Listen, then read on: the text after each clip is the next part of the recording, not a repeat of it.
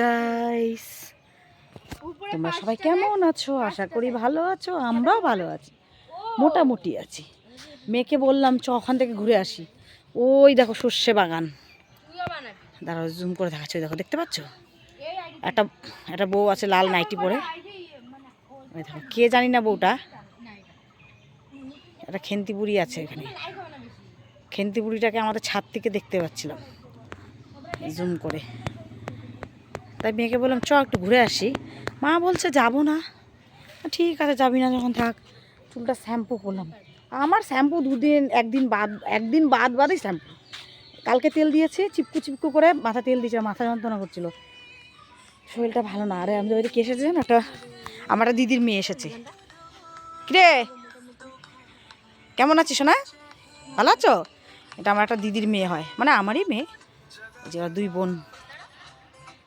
যে মাসি আজকে তোমাদের বাড়ি যাবো। আমার চেয়ে আয় ঘুরে যা, স্কুল নাই তাই ঘুরে যা। কাজ বাজ সারলাম, শরীরটা খুব ক্লান্ত, উইক লাগছে, ভালো লাগছে না।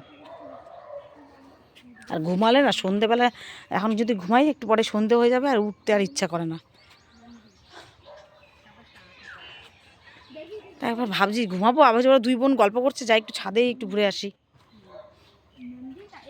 আজকে আবার অনেকগুলো জামা কাপড় কাচলাম, আবার অনেকগুলো জামা কাপড় কাচেছি। আবার কাশিটাও খুব বেড়েছে। আমার বরকে বললাম যে চান করতে দেরি হয়ে গেছে, জামা কাপড় কেছে।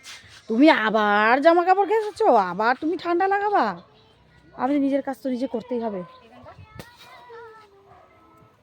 বাবা, এখনকার দিনের মেয়ে আবার এত সুন্দর গান পছন্দ করে। তেরা মেরা। চলো বাদ মে দেখা হোগা।